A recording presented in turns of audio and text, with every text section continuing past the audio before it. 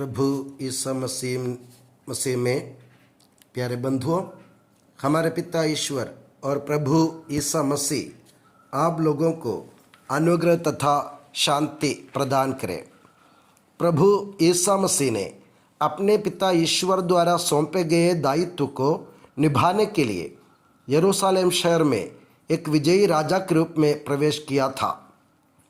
ईसा ने मंदिर के प्रांगण में लगी सराफों की मेज़ें और कबूतर बेचने वालों की चौकियां उलट दी।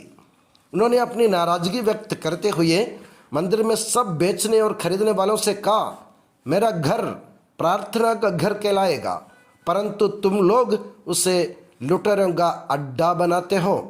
ईसा की इस हरकत से महायाजक और शास्त्री क्रुद्ध हुए, और वे इसलिए क्रुद्ध हुए कि ईसा न सिर्फ उनकी परंपराओं का अनादर कर रहे थे और मंदिर में रोगियों को चंगा कर रहे थे, बल्कि बच्चे ईसा मसीह की हौसला गाकर दाऊद के पुत्र के रूप में उनके जयकार कर रहे थे। इन सब घटनाओं से भटकने के कारण उन लोगों ने ईसा मसीह से ये सवाल किया कि तुम किस अधिकार से ये सब कर रहे हो। ऐसे सवाल करने से वे ईसा का अपमान करना चाहते थे। ईसा मसीह अपने सार्वजनिक जीवन के आखिरी 3 साल के सिंह भाग चिन्हों और चमत्कारों द्वारा ये साबित कर रहे थे कि उनका अधिकार कहाँ से आया। मगर धर्म के ठेकेदार कहलाने वाले फरीसी, शास्त्री, सदुकी एवं महायाजक ये समझने में असमर्थ रहे।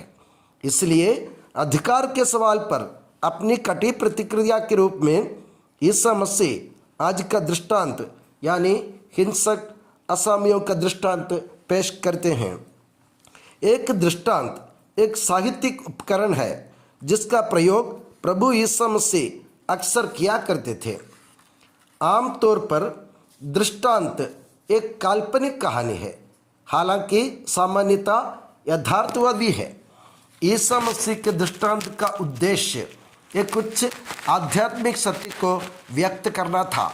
दुनिया को और अधिक स्पष्ट रूप से देखने में मदद करने के लिए ईसा ने साधारण लोगों के साथ संचार में कहानियों का उपयोग किया था, ताकि वे उस प्रभु को स्पष्ट रूप से देख और समझ सकें जो उनसे प्यार करता था। हम उन अवसरों की केवल आश्चर्य के साथ कल्पना कर सकते हैं जहाँ प्रभु लोगों के वास्तविक जीवन के मुद्दों जैसे कृषि, न्याय, लालच, कारिंदगी, वित्त एवं प्रेम का जिक्र किया करते थे। फिर भी सामान्य होने के बावजूद उनकी कहानियाँ शाश्वत आध्यात्मिक सच्चाइयों से भरी थीं। ईसा के दृष्टांतों को 5 समूह में विभाजित किया जा सकता है, जैसे ईश्वर के राज्य के दृष्टांत, अनंत जीवन के दृष्टांत, ज्ञान और मूर्खता के दृष्टांत, क्रिस्ती जीवन के दृष्टांत एवं अंतिम न्याय अथवा निर्णय के दृष्टांत। आज के सुसमाचार से जो दृष्टांत हमने सुना वो अंतिम न्याय अथवा निर्णय के दृष्टांत की श्रेणी में आता है। हिंसक असामियों के दृष्टांत का मुख्य बिंदु यह है कि उन लोगों का कठोर न्याय होगा जो अपने स्वामी को समय पर उचित फल देने में विफल होंगे। इस दृष्टांत से पहले हम ये घटना भी देखते हैं कि ईसा फलहीन अंजीर के पेड़ को श्राप देते हैं और वह पेड़ सूख जाता है। प्रभु का संदेश साफ है कि जो समय पर फल उत्पन्न करने में असमर्थ हैं वे सब के सब कठोर दंडाज्ञा के पात्र होंगे। इसके बाद मंदिर में शिक्षा देने पहुंचे प्रभु के अधिकार पर यहूदी नेता सवाल करते हैं। प्रभु पलटकर उनसे यूहन्ना बपतिस्ता के बारे में सवाल करते हैं, मगर जानबूझकर अपनी चालाकी के कारण वे जवाब नहीं देते। प्रभु का ये मतलब था कि जिस जगह से यूहन्ना को अधिकार प्राप्त था, ठीक उसी जगह से प्रभु को भी अधिकार प्राप्त हुआ था, मगर वे लोग अपने विद्रोह एवं नाफरमानी के कारण प्रभु को स्वीकार करना नहीं चाहते थे। इसलिए प्रभु ने उन्हें फिर 2 दृष्टांत सुनाए। पहला 2 पुत्रों का दृष्टांत, जिससे प्रभु ने यहूदी नेताओं को यह स्पष्ट संदेश दिया कि वे लोग ईश्वर के संदेश स्वीकार करने का दावा जरूर करते हैं, मगर अपनी अवज्ञाकारिता के चलते उसे जीवन में उतार नहीं पाते। इस दृष्टांत के अर्थ को और साफ करते हुए ईसा ने दूसरा दृष्टांत पेश किया। पुराने विधान में इस्राएल की प्रजा ईश्वर की दाखबारी मानी जाती थी। ईश्वर इस्राएल से उम्मीद करता था कि अपनी प्रजा समय पर उसके हिस्से का फल ईश्वर को दे दे। पहली शताब्दी की यह प्रथा थी कि कोई भी जमींदार अपनी जमीन पर दाख की बारी लगाता और उसे असामियों को पट्टे पर देकर चला जाता था। फसल के समय आने पर मालिक स्वयं अथवा अपने सेवकों के जरिए फसल का हिस्सा मांगने जाता था। यहाँ पर हम देखते हैं कि दागबारी का मालिक ईश्वर है। दागबारी इस्राएल की प्रजा है। असामी लोग इस्राएल के धार्मिक नेता थे जिनके सुपुर्द ईश्वर अपनी प्रजा रूपी दागबारी सौंप दी थी। मगर असामियों ने ईश्वर की दागबारी को अपनी दागबारी समझ लिया और मालिक का हिस्सा देने के बजाय मालिकाना हक पर ही अधिकार जताना चाहा। ईश्वर ने समय समय पर इस्राएली रूपी दागबारी का फल लेने के लिए अपने सेवकों को भेजता रहा। ईश्वर ने शमूएल जैसे पुरोहितों को भेजा, मूसे जैसे नेताओं को भेजा, न्यायकर्ताओं को भेजा, राजाओं को भेजा और नबियों को भेजा।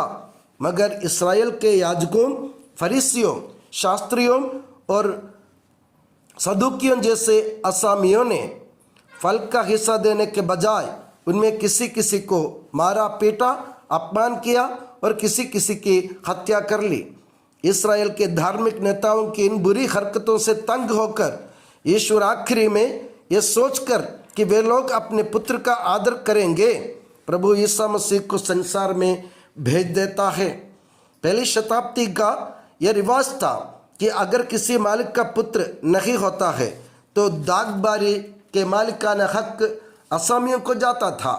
इसलिए प्रभु अपने दृष्टांत में कहते हैं कि उन असामियों ने मालिकाना हक पर कब्जा करने के लिए मालिक के पुत्र को ही मार डाला। प्यारे बंधुओं, संदेश बहुत ही स्पष्ट और साफ है। इस्राएल जो ईश्वर की चुनी हुई प्रजा थी, अपने विद्रोह, अविश्वास, अवज्ञाकारिता एवं अहंकार के कारण ईश्वर से दंडित हुई थी। उनकी जगह ईश्वर ने नई प्रजा को यानी कलीसिया को यीशु मसीह के द्वारा चुन लिया। दृष्टांत के आखिरी में प्रभु कहते हैं, जब दागबारी का मालिक लौटेगा तो वो उन असामियों का क्या करेगा? वो उन दुष्टों का सर्वनाश करेगा और अपनी दागबारी का पट्टा दूसरे असामियों को देगा जो समय पर फसल का हिस्सा देते रहेंगे।